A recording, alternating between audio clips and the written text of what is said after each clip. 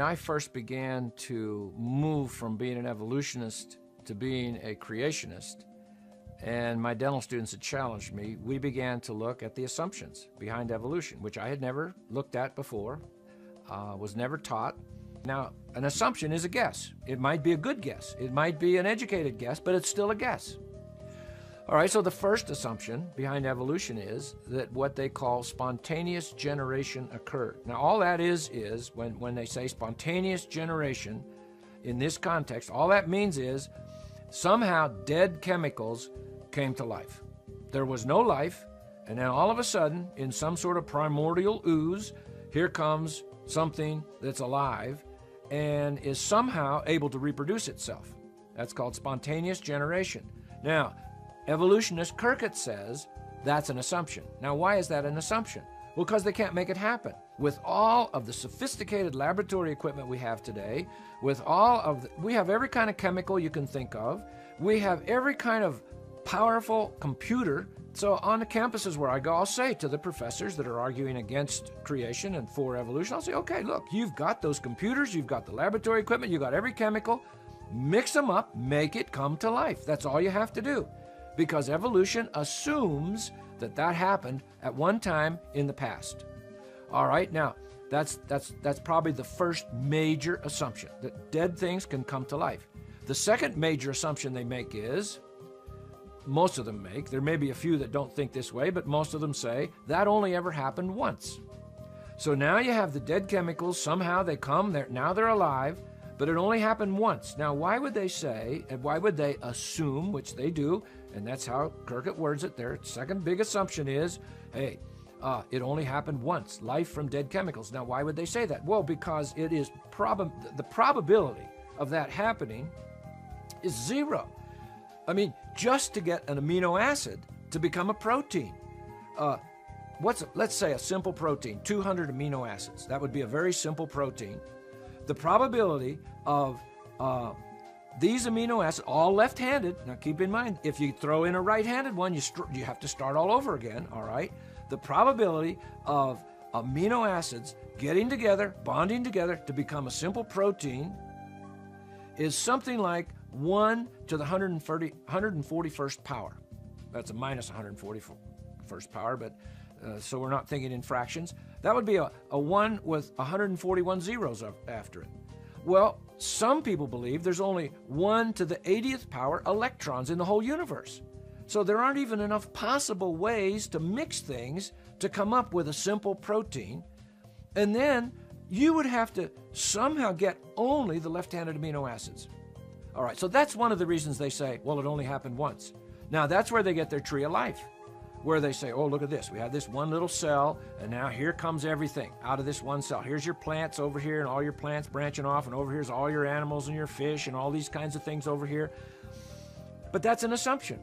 But once they make those assumptions, then another assumption is that viruses, plants, and bacteria and animals, they're all related. So, you look at your plant, and you say, well, Uncle Harry, how are you doing here? You see, because they're all related. We all came from that first cell, but that's an assumption. Now, what they do in the textbook is they'll draw these pictures of life, and they'll have a horse, and they'll have a fern, and they'll have a coelacanth fish down here, and they'll have man way up here, and then some pine trees over here. But they hook them up with lines, but there's nothing on the lines. Well, why is there nothing on those lines? Well, because those are the missing links. There's nothing there because there's nothing there. But that gives you a picture in your head. Oh, you see, these things are all connected. They're all hooked up. But it's really a fraudulent thing to do because there's nothing on those lines because there's nothing there. So it's an assumption that there's things in here, in between, that hook them up. They aren't hooked up. All right. Well, then they say that reptiles, birds, mammals, amphibians, they're all related. The fish came out of the water, became the amphibians in the water and out of the water, became the reptiles, which became the birds and the mammals. That is an assumption. And that's what Dr. Kirkett says. That's a guess because we don't know, because we can't make it happen. For instance, if evolution is true, then if reptiles, let's say, became birds, that's what evolution taught me, reptiles first, then birds. So we have a reptile, cold-blooded, dense bones that's going to evolve into a bird, warm-blooded, hollow bones. Now, is there any such thing as, let's say, a lukewarm-blooded, semi-dense boned creature that's in between reptile and bird? No. You either have a reptile or you have a bird. And well, what about Archaeopteryx?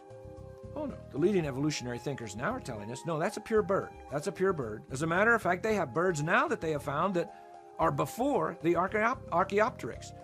And so, what is evolution then? Well, it's a faith system because it's based on assumptions that even today, the leading evolutionary thinkers of our day, they cannot hook up these vast distances between various types of creatures. Oh, well, you see, those are the transitional forms, now that's the new name for the missing link, you see. It doesn't sound as missing if we call it a transitional form.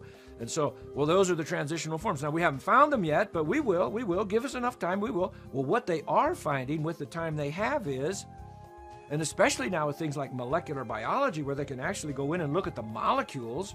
One quick example. Ramapithecus was supposed to be an ancestor of man. It was assumed to be our ancestor.